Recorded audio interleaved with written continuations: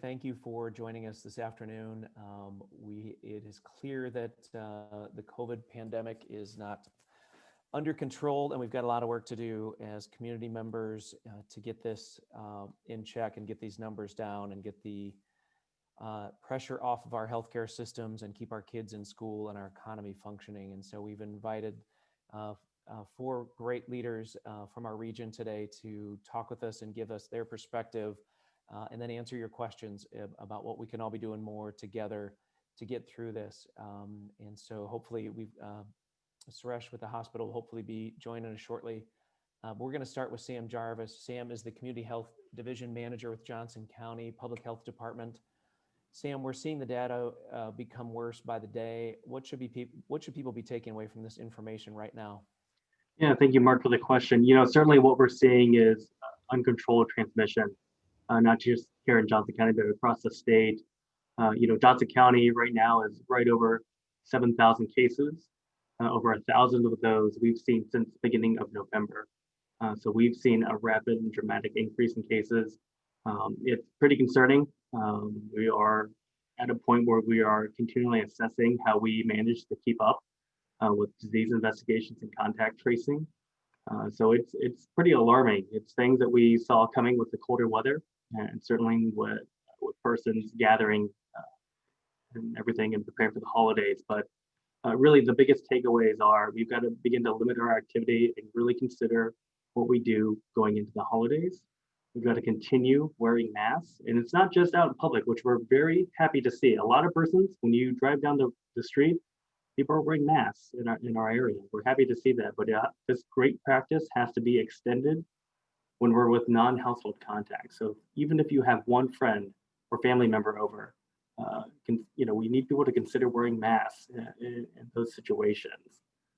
Right now, with the information that we're getting in from case investigations, age ranges are across the board. So it's not just in one specific population. These aren't just small or many small clusters across different scenarios. It's many scenarios. So it's not just large weddings or large events. It's those small gatherings too. So we really need to bring this to everyone's attention, especially going into the holidays. Did you hear anything in the governor's guidance today that you want to kind of amplify, especially for the employers right now as they're thinking about how to get through this? But again, we would reiterate all the different measures that we've been saying for a long time, and we know it sounds kind of like a broken record, but I think to highlight again, mask wearing is extremely important. If you're ill, please stay home. And we're very appreciative to all the employers who are flexible with their employee schedules and allowing them to have the time off to quarantine or to isolate. So. Thank you. I'm sure we'll have some people with some questions for you later. Noreen Bush is the superintendent of the Cedar Rapids Community School District.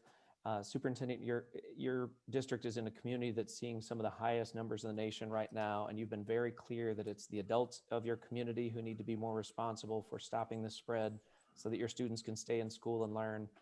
Can you share your thoughts right now on what's going on, what your staff's contending with, and what you need the public to understand?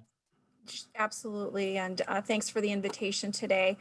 So we were one of the first districts in our area to say we were mandating masks with our staff and our students. We knew that was one of the primary mitigation preventions that we could do as a district. So we knew for folks choosing in-person instruction for us, that would be a requirement. And it's amazing to watch 5-year-olds manage it very, very well in the classroom. And our teachers and our staff members are incredible and modeling those behaviors as well. What we're not seeing is that is mirrored in the community. And so especially by a lot of community adults. And I do think that it's just folks letting their guard down a little bit and thinking that they're with a neighbor or a friend and it's going to be okay. And we too are seeing that same evidence of this is impacting the adults in our system much more than it's impacting our children. However, we do have positive cases with our kids, or they're in a home in which they also need to be quarantined because of a positive case within their home. So we're seeing that reflection of what's happening within our county is certainly happening within our district. Just to give an example, yesterday alone, we had 54 more requests in our HR department of staff members requesting FCCRA leave. So that happened over the weekend. And so we're just mirroring what's happening within our community. And so we absolutely need our adults in our community to help us and reflect what we're trying to do from 8 o'clock to 4 o'clock every day. And that is to please mask up, please hand sanitize, please socially distance as you can. So that is, we're feeling stress on our system, and 22 bus drivers out. And we're barely holding on by a thread. We've submitted today our application for the waiver for district remote learning to start on Thursday up until Thanksgiving, hoping that will mitigate, but also we just practically are having a hard time sustaining our system because of adult absences right now. What's morale right now with your staff? They're very worried, very, very worried. They're working so hard. I mean, this has been what we call second order change in schools. So folks are teaching for the first time online if they're a remote instruction teacher, or they're doing their jobs remotely, which they've never done remotely before, and or the in-person. This is not just managing content and literacy and reading, and in the secondary world, career tech ed. This is managing a shift of also teaching children and adults how to manage a pandemic. And so we take that very seriously. And I think it's just an incredible amount of stress that our staff has been managing. But yeah, it does put chinks in the morale armor. Very, very, very challenging. And so we've also try to emphasize self-care for our adults, taking care of themselves, doing what they need to do, but showing up every day. Their primary thing is taking care of others. And when you have to do that every single day, it mounts. And so then when you see the reflection of the increased cases in the county, that does increase the stress of everyone and our families. So when you're speaking of the, employers being very flexible, those are our families, and we're trying to be flexible with our employees, but also we realize that our families have to work and we are their daycare. And so just very, very complex. So a lot of stress. Thank you. Suresh Gunasekaran is the CEO of the University of Iowa Hospitals and Clinics and Associate Vice President of the University of Iowa Healthcare. Suresh, you've been a leader through this. It's been great how clear and decisive you have been with your team and the community. What's the reality right now of what's happening in the healthcare sector and what your team is contending with as these hospitalizations rise? It's pretty much what Sam said. Just the math is inescapable. So as the infection rate increases, the hospitalization rate increases. So we are having a week in which we're setting record hospitalizations at UI hospitals and clinics. I think many hospitals around the state are in a similar situation. So I think it's just tough. I mean, I think that we are all very, very tired from the pandemic. I know personally, I am very tired from this. We've become a little bit desensitized. I think we all remember in March and April, we were all afraid. There was a visceral fear associated with this that's dissipated. Given the way the numbers are increasing right now in Iowa and the hospitalization, fear is actually back at the hospital. People are afraid. And this time, not for catching COVID, but for just wondering, will the number ever plateau? With everyone so exhausted and moving on with their lives to other things, could this time the number just keep increasing and no one care until it's too late? And so I think that's probably the main difference that's on the front lines is sure, we're a little tired. Sure, we have more. I liked what Noreen said, adults out. We've had some adults out at the hospital too. But it's really now beginning to set in that there's fear of what happens if the community doesn't take a stand here and make some changes. There's been some talk about the Test Iowa sites having some issues with scheduling and some capacity there. How is testing at the local level as far as capacity and the ability for people to get tested now? I'm not really familiar with what's going on with Test Iowa. Until recently, I know they'd made huge strides to make it much more easy and convenient and quick. So I wouldn't be surprised if just recently, because of the overwhelming numbers, that there's been additional strain on the system. There's certainly strain on us.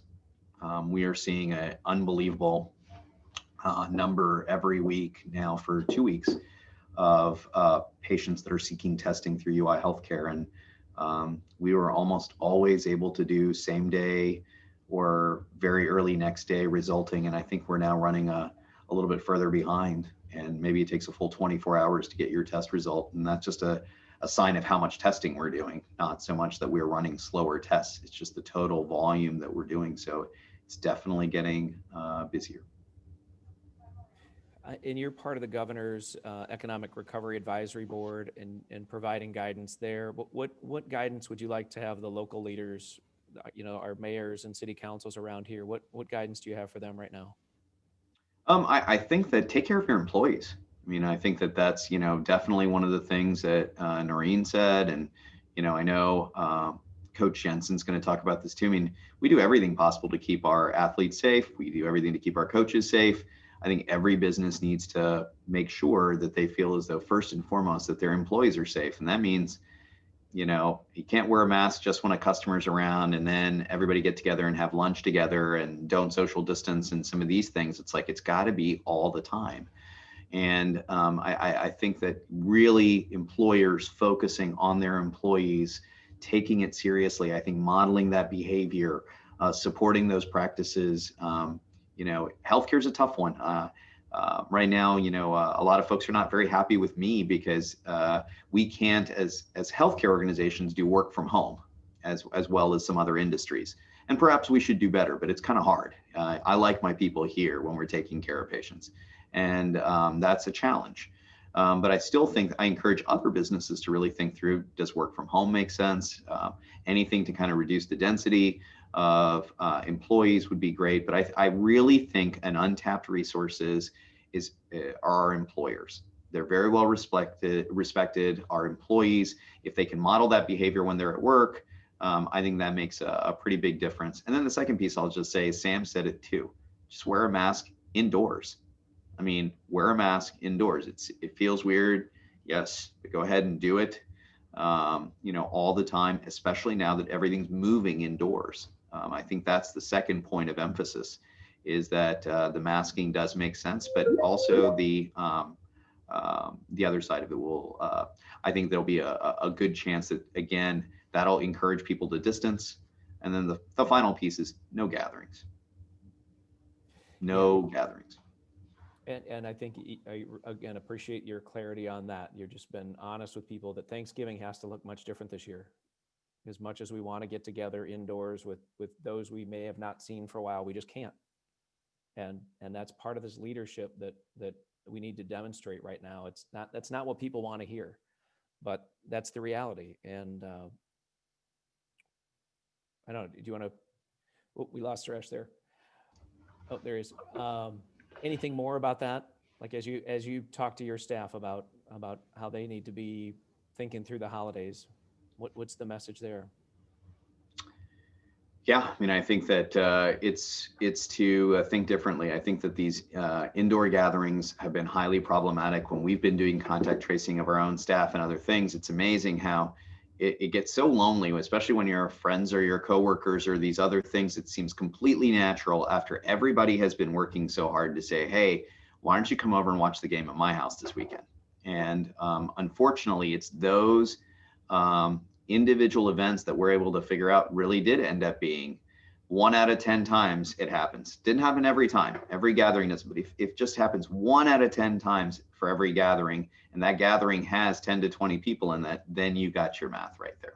And so really the challenge of it is that this is not really being spread by strangers. This is being spread by people that more often than not, when you were hanging out with them, weren't symptomatic or noticeably symptomatic. Especially now that we're going into the winter season, people are going to be desensitized to the symptoms. A runny nose, a little bit of a cough, that all seems normal, come the winter. And so again, I think that this is just to remind everyone that your greatest risk are people that so that it is not a random super spreader event. It's mostly the choices that you make. And it's not fair. I think that's the really crazy part, is that so many families believe, and it may even be true, that for the most part, everyone's being really safe. And so what's the risk of having Mark and his family over to my house? I mean, I know Mark's being safe. I know his wife's being safe. Why can't we get together? And the real issue is you're just tempting the odds. That when you get that many people together, somebody in there has become vulnerable. It's hard. And then the final piece I'll say is it's really hard for everyone to practice their safety standards when the infection rate is so high, when the prevalence in the community is so high. Even though I may be trying really hard to follow best practices, if the vast majority of people out there are more vulnerable now, I think that that's a real problem. Agreed. Thank you. If you have questions, please feel free to put them in the chat, and we'll come back after Coach Jensen and take some of those questions. Jan Jensen is the associate head coach of the Iowa women's basketball team, is hoping to enter her 21st season with the Hawkeyes, assuming we can all get our act together and get these numbers down so they can have a season. Coach, you approach this pandemic as a community leader, as a mother of children who are also trying to have their own youth sports seasons right now, and as a coach who knows how much work has gone into your team's preparation for this year. What do you want to say to people on this webinar today from your unique perspectives? Well, thank you, Mark, for asking me to join. And, I do have a unique perspective of, working at the University of Iowa. Obviously, it's the big player in this side of the state, certainly in the whole state, arguably within the country. I am a proud mom of a 10-year-old dancer that doesn't want her classes to end. Proud mom of a little hooper that wants to keep playing. He's a 7th grader, junior high. So I can come at it with the mom perspective, obviously a community leader perspective, and then from the business perspective of athletics, which is whether you're a great fan of sports or you're not a fan of sports, one thing that can't be argued is the importance of sports within this particular community. And obviously working here, I am on the inside, so to speak. And, it's complicated. It's complicated. I think what Suresh said so well, it is not fair. It isn't fair. And so much of life isn't fair. Sometimes it's not fair in the positive. We get so much and it's going so great, so well. And certainly sometimes it's not so fair when we're all being asked to handle a pandemic together. So when I thought about, you asked, like, what would I like to share? Well, succinctly, 3 words: wear a mask, right? But before that, I would like to just share a little bit more of a sports analogy about wearing the mask. Is I'd like to ask a question to those that are listening. Now, I think most of the people that are listening and are interested in this community webinar are likely people that are generally okay with wearing a mask. Certainly we're all guilty of forgetting it, right? Or maybe not being as, disciplined as we should be. But I think it's becoming loud and clear that those lapses need to become few and far between. But my question is, as we ponder, what do you hope to gain by not wearing a mask? So if you're listening, think about that. Like, what is your perspective? What do you hope to gain? Or what is the message that you want to send by not wearing a mask? So just keep that, whether this is going to be, a transcript might be read later. I don't know exactly how this will be shared. But I think the origin of that type of question, but digging deeper and trying to figure out what that answer may be, therein will lie what we can now do to move forward. I'm not here to judge what that answer may be, but somehow we are here and now, months after this question was asked in March to wear a mask. We've seen it be a funny thing. We've had people be on social media with masks and outfits and like, please wear a mask. And it was cute and it was clever. We've seen Kirk Ferentz get on and social media, wear a mask. We want to play football. We've seen just about anybody who's somebody ask us to wear a mask. And they've asked us and they've tried to go to what's important to us, whether it's sports, whether it's dance for 10-year-olds, whether it's weekend tournaments for the next Luca Garza that are being played in Palo, Iowa, that we all need to go to these tournaments when they're 12 years old, right? We've been asked for the fine arts. We've been asked for our healthcare workers. If anything should move us, it would be the healthcare workers. But for some reason, whatever our answer has been to the message we want to send as to why collectively we can't wear a mask, nothing seems to have resonated. And I think those of us that are on this, certainly Suresh, arguably, what he sees on a daily basis is likely unimaginable. We see it on the news and we really can't believe it's that bad. Our perspective might think it's fake news. Our perspective might think, well, that's really not in Iowa. So we don't wear the mask. But Suresh will tell you he sees it because he can feel it. Wear a mask. I coach at Iowa and I see our players, they want to play a game, they want to play Ohio State, they're wearing a mask. You would like to watch us play. I know a lot of the men's fans would love to be in Carver to watch Luca Garza and company. But then maybe we weigh it, well, at least I'll get to watch him on TV, even I can't be in Carver.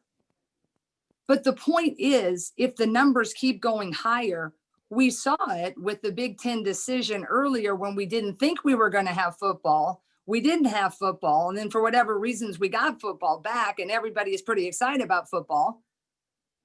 There is a risk that we may not be able to do that. And I think I've heard with my buddies, right? Well, they're not going to lose that money again. I mean, we're not going to lose that money again like they lost for the March Madness. Have we noticed there's no schedule yet for the women's basketball or men's basketball? There's no schedule. We're working on it. We're hoping we have games scheduled, but it's not serendipitous why we don't have a schedule yet. We're not quite there. So when I'm thinking about this is I go back and forth myself. I love what I do, but sometimes I'm looking at the hospital, which is a stone's throw from here, and I'm thinking, whoa, should we be playing? I look at my son who loves playing basketball, and I'm sitting there at the rec league last night, masked up, sitting aside from everybody, and I wonder, whoa, should we be playing? So I feel everybody on this webinar. We're trying to live with it. We're trying to not be in the basement, but we're trying not to be, running down the street with no mask and whipping our shirts off and whatever. We're trying to figure it out. But I think we're at a point we all have to really start to believe that we're on the same team. There is only one opponent, and that's the virus. It is not the Democrats. It is not the Republicans. It is not the Cyclones. It is not the Panthers or the Bulldogs or the Wolverines. It is the virus. It is not the scientists. It is the virus.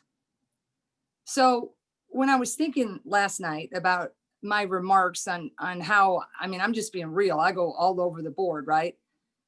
Is maybe an analogy that might help you guys if there's nobody on here that's watching that doesn't typically wear a mask, because I think sometimes it's hard to get people who aren't wearing a mask to come to these type of State of the Union things. But maybe sharing this story. When you put together a team, those of you who've been youth coach sports or even a band, in fine arts, You have your first chair in the trombone, the second chair in the trombone, third chair, depending how, there's always, right? There's always roles. I mean, let's be honest. There's stars. There's Megan Gustafson for us. And then there's kids at the end of the bench that no one can name their names.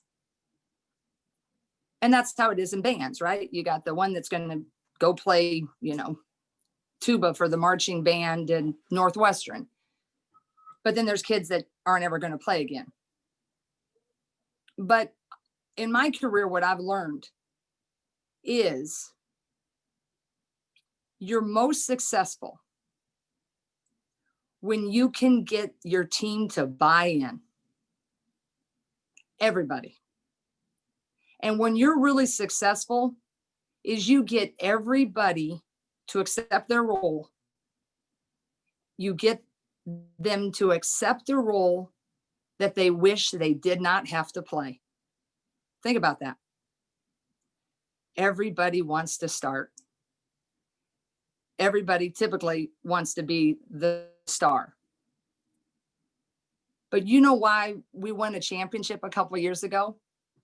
It was Megan Gustafson, yes, if you follow us. Why the men have been successful, if you follow the men, yes, it's Luca Garza.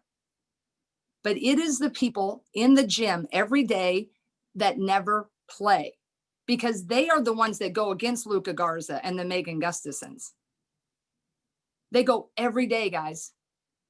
They never, ever got one, maybe a couple minutes of playing time, never an article, never a TV angle.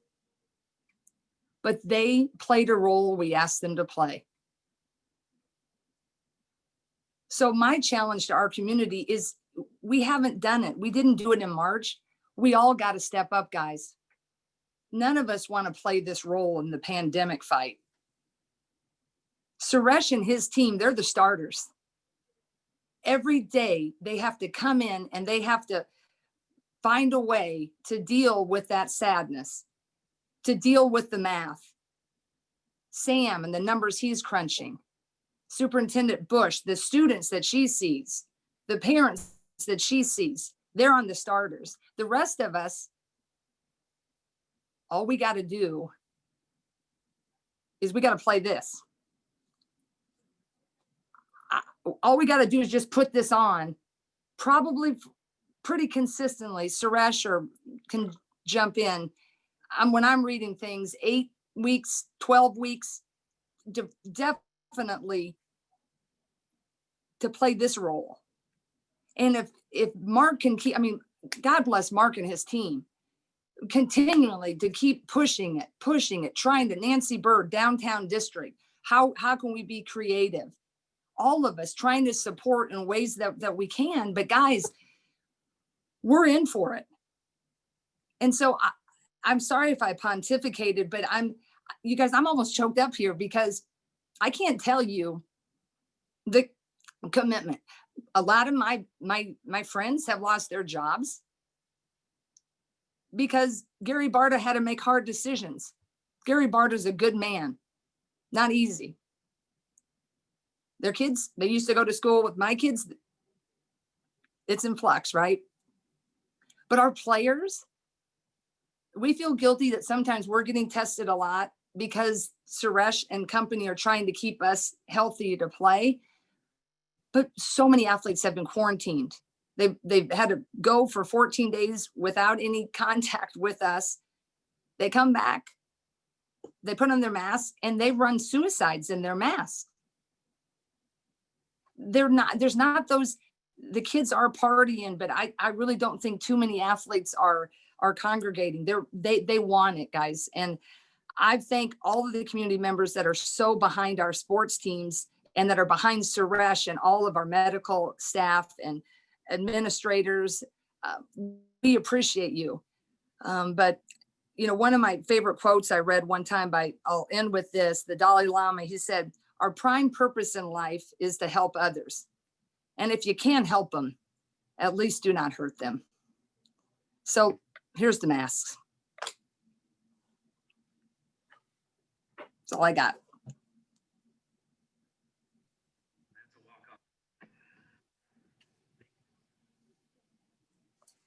It's tough, guys. It's scary times.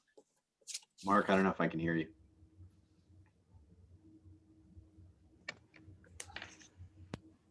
Sorry, I'm having some audio issues today. We've got some folks that said they can't hear me. Apologize for that. Coach, that was a walk-off. Thank you. Appreciate that. We do have some questions here, some great questions that are coming in, some technical, some more philosophical. This first one here, when in the workplace, someone gets a positive test and goes on quarantine, the information usually spreads by rumor and process of elimination. And because of HIPAA, it's, you can't reveal these names, but is there a better way for employers to approach and either ask permission if they want to give permission, or what can be done within the workplace to cut down on rumor and so that people know if they've come in contact with these folks?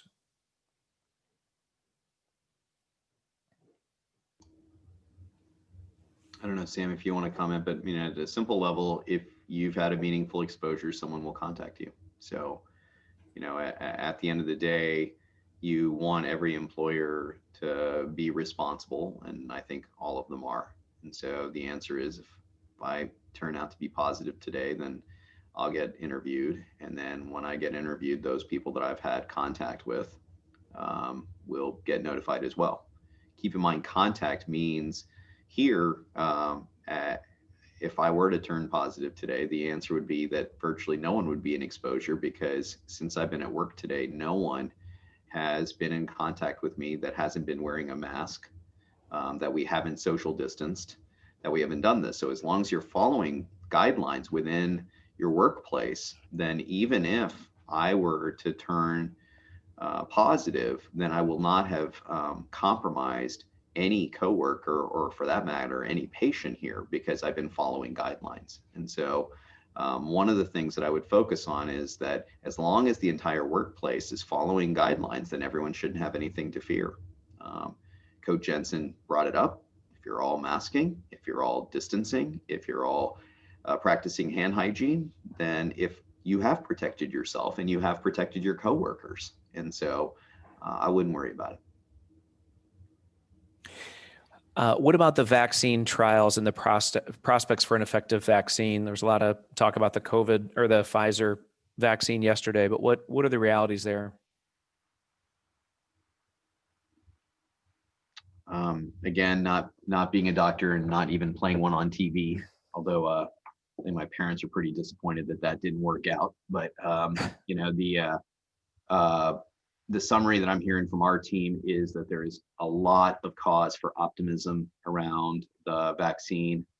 And I even think Secretary Azar gave his prediction of March and April. It should be in general public availability.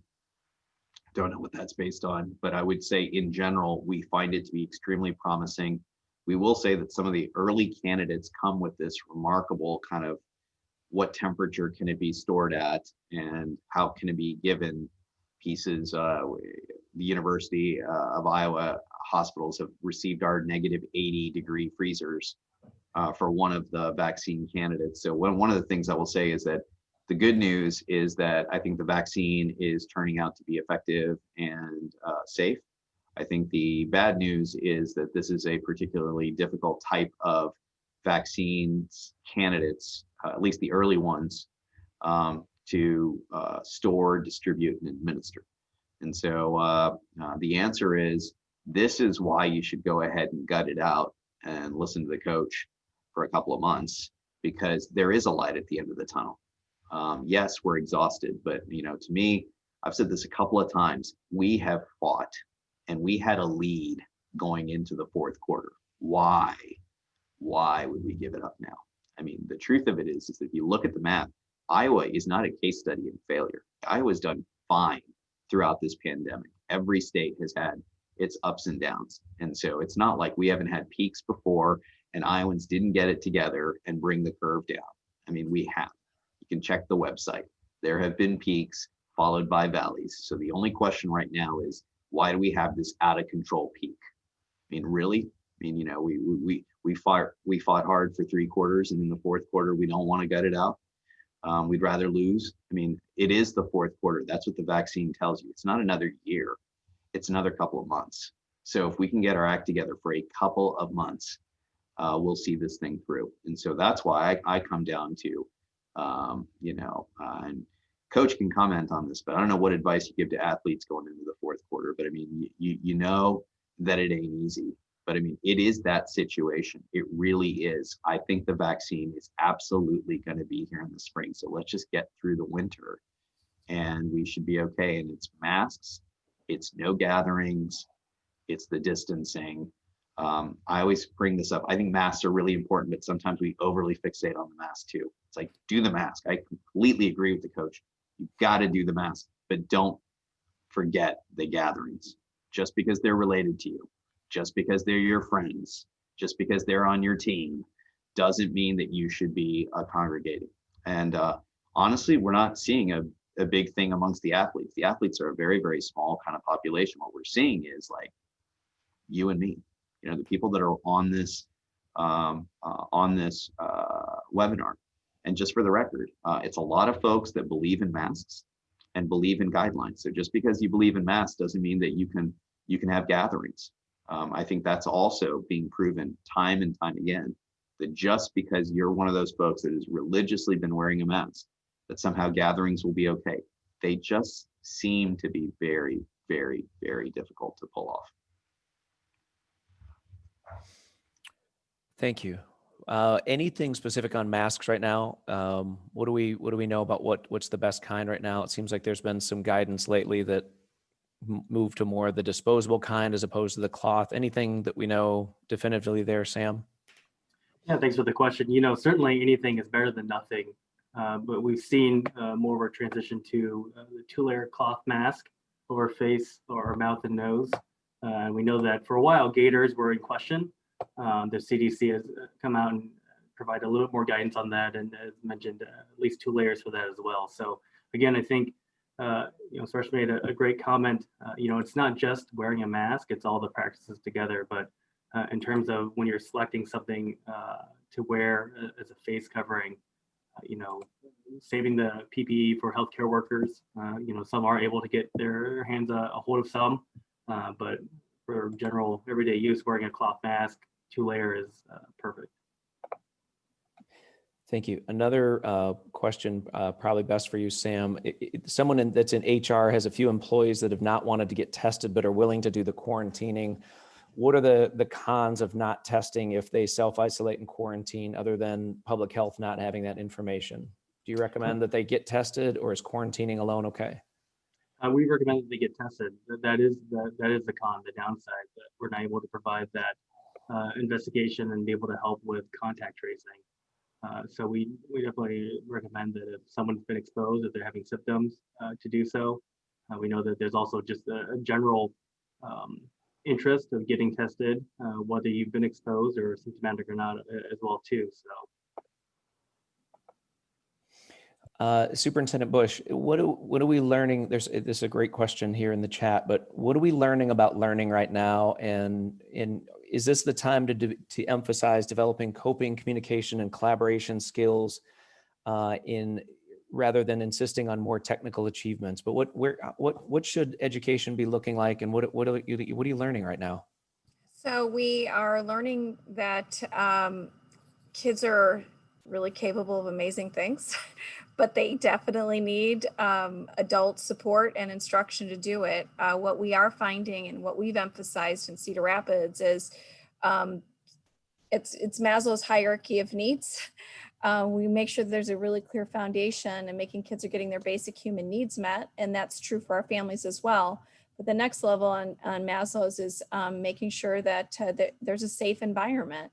We're focusing a lot on social emotional learning and what we're calling community circles or community connections. That's the way that our classrooms are starting at the top of each day, making sure that kids get what they need. Adults have an opportunity to connect on what they need as well. So we have what's called a profile of a graduate, emphasizing those 5 C's that were mentioned just in the question: communication skills and collaboration skills. So absolutely those need to take precedence. And at the same time, our initial academic screeners at the beginning of this year show us that learning has been lost. We always see a bit of a summer slip. We saw a greater slip this year with our academics. And so what we're trying to do is prioritize what is really essential. And we call them priority standards. What's the most essential, and making sure that we're targeting that work so that we keep the learning moving forward. We know if kids don't have access, they will not show improvement. So we need to continue to provide access to instruction. So we're doing that in remote means as well as in-person means, but making sure that it is a steady balance. Social emotional has to take a priority, and making sure that everybody feels okay. And I think that we all know that the pandemic has compounded mental health for adults and for children. And so making sure we're prioritizing social emotional supports and continuing to provide access to instruction, and the number one factor that improves kids' learning is the adults in front of them, providing high quality instruction and support. Same with the coaches, right? The number one thing that can improve performance is strategies and having a leader guiding the team to create that unified community. So that's a general answer, but it's what we're trying to prioritize. Thank you. How are the kids responding? What kind of feedback are you getting from the kids right now? You know, I had a great opportunity to do some, I love to visit schools and see kids in learning. I've been seeing that in our in-person environments, but I've been able to visit remote classrooms as well.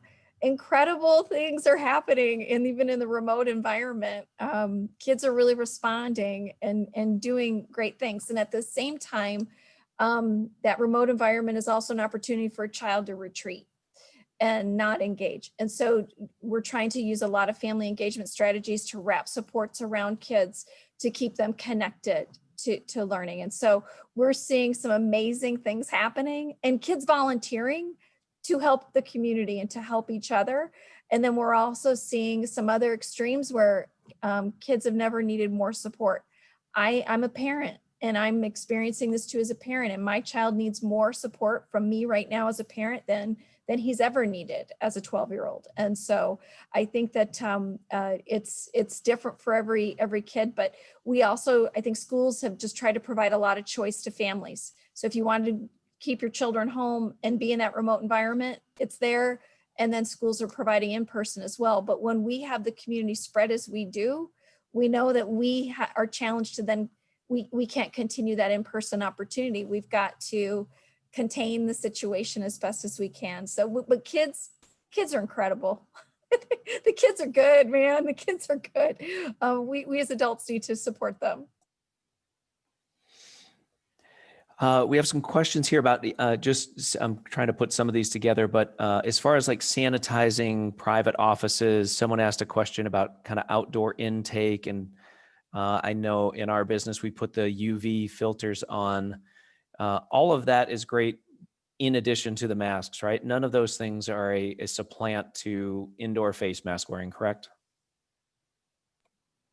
Yeah, absolutely. You know, especially heading into flu and cold season, you know, cleaning high touch surfaces is definitely recommended. Absolutely. Okay, so even though there's some nice extra things with air sanitizing and stuff like that, keep the mask on. And a lot of questions too around Thanksgiving, you know, and eating indoors. I think that comes back to Suresh's comments too. It's just, there's really no safe way to do that. You know, distance, yes, but there's a question in here about what are we all doing with our Thanksgiving plans? I can tell you, our family's not doing anything. We're, you know, we want to go see people. We want to see grandma and all that. We're not going to, and it's hard, but I think that's what we have to demonstrate right now. And we have to, if we truly take this seriously, there can't be exceptions. Because again, to Suresh's point, it's when we think we're safe, that's when this virus starts to jump, and then we're all liable of being those spreaders. So anyone else want to share what your Thanksgiving plans are going to look like this year, so that folks out there have examples that they can take to their family and friends? We too are going to contain things. I'm the youngest of 7 kids. My mom, God bless her, 87 years old, still going strong. She's not as tech savvy as maybe some of the others, but we've set her up with a little bit of assistance, and we're going to remote in with each other. And at a high hour of 5:00 p.m. on Thanksgiving Day to say we love each other and sorry we can't be together. And we're going to, cut our slices of turkey virtually in the containments of our own home. But and then we also talked about, I don't know if there's any Jimmy Fallon fans out there, but my family, we love the little kid instrument episodes of Jimmy Fallon. So we're going to do something wacky like that as a bunch of siblings. Yeah, pretty much the same. We're going to have a lot of leftovers this year because we'll be keeping it very, very small. And we're already talking about what we're going to do for the winter holidays and more than likely spend it with our household. A lot of phone calls to family and friends and Zoom calls. So we'll do our best to stay connected. But, with these numbers and knowing what here, the state and the rest of the Midwest looks like, staying home is a lot safer.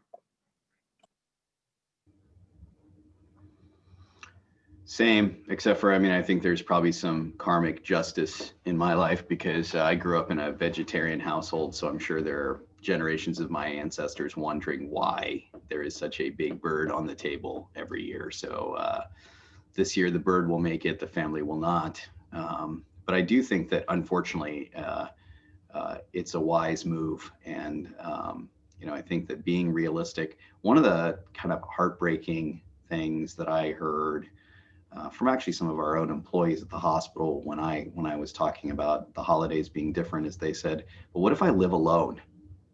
My parents live in rural Iowa and I'm the only one here. And so are you asking me to be alone for the holidays? And, there are so many sacrifices that we've made this year.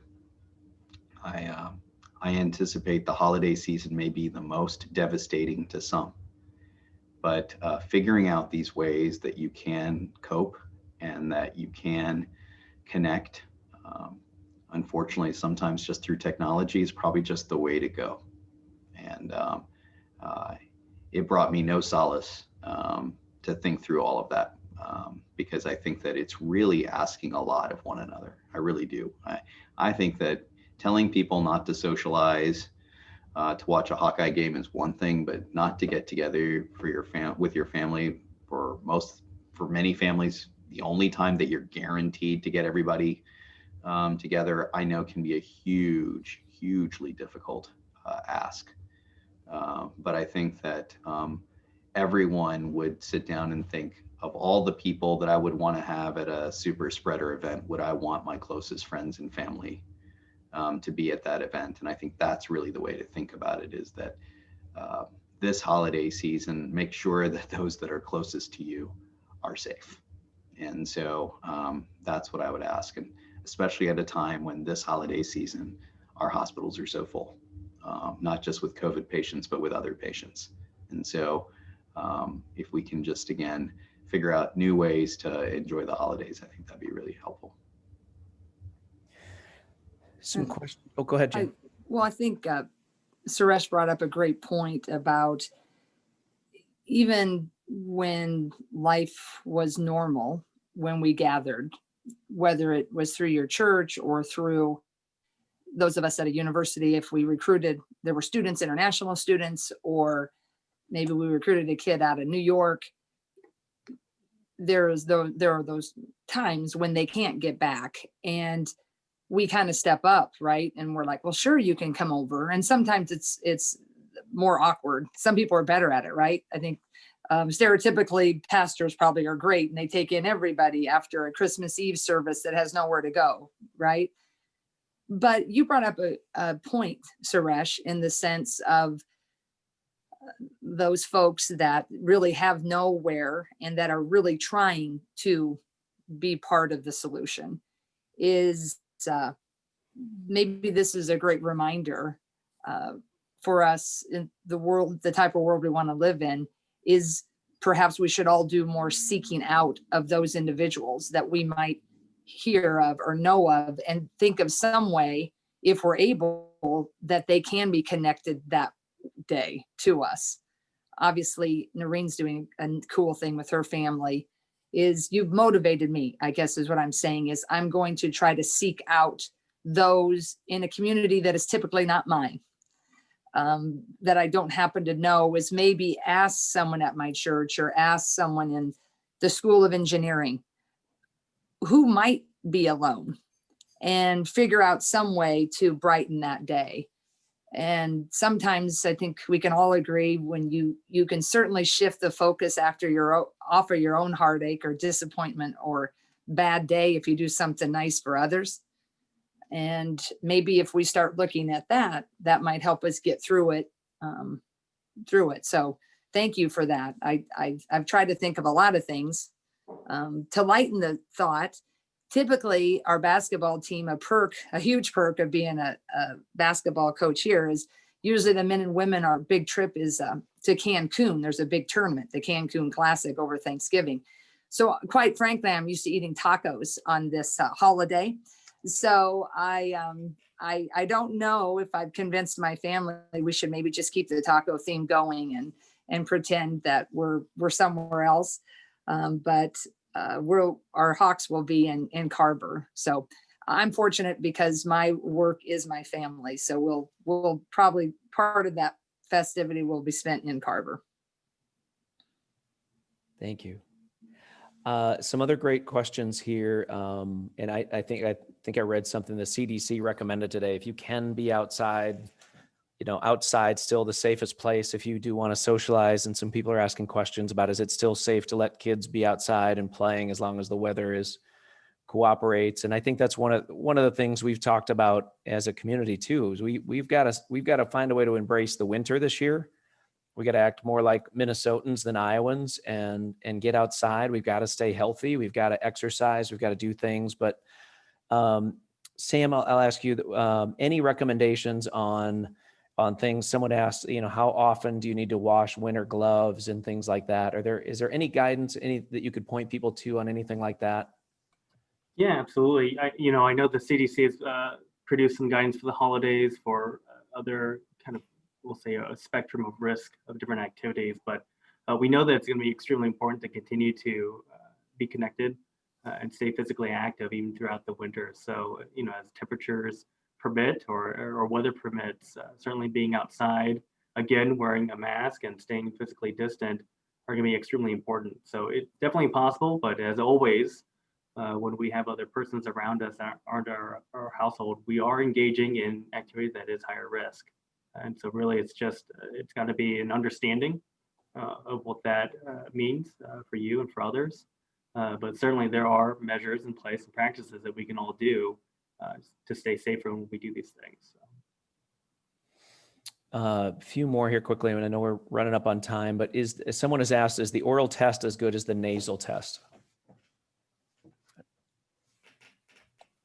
Suresh, Sam, yeah, I don't have. I don't know. We've not heard anything on saliva oral test yet. I know that we've heard seen some headlines on that, but right now nasal PCR is offered, as well as there are several rapid antigen or rapid tests available as well.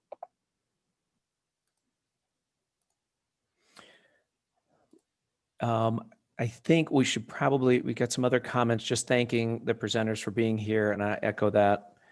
Thank you so much. I know you're all busy and you've got a lot going on, but the fact that you'd be here to help share your thoughts with this group as we head into a critical time, we can't thank you enough. I think the governor is right. Government alone can't solve this problem. It's going to take leadership. And you guys are all leaders, and thank you for being here. You tell people what they need to hear, not what they want to hear. We get into some of these questions about youth sports and should we be sending our kids and stuff. I know what we want to hear. We have to make those decisions as a family. I don't think anyone's advocating for another shutdown. We know how important it is to support small business right now. Every one of us is going to have to walk the walk and talk the talk. We've been in those spots. I was in Walgreens on Sunday and I saw a guy frankly, who looked like he's going to need a foot amputated soon. It was all purple and he's walking around without a mask on. And in my head, I'm screaming, dude, you're high risk. What are you doing? And of course I said nothing. I failed.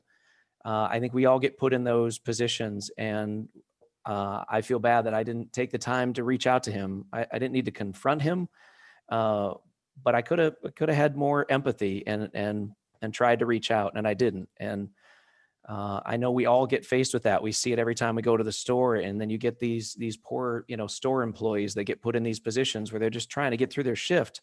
They don't want to be the mask police, but we got to help them. We've got to all do our part, and we have to be proud when we have our mask on. We have to be proud when we get our food to go. And if you go to some business and there's a sign on the door that says you don't need to wear a mask at this business, I hope you proudly take your money somewhere else, because that's not right. And so we've got to do the right thing. We can beat this virus. We know how it spreads. But like Coach Jensen said, we got to come together. It's about us versus the virus, not us versus our neighbor. So please continue to support local business. We will get through this.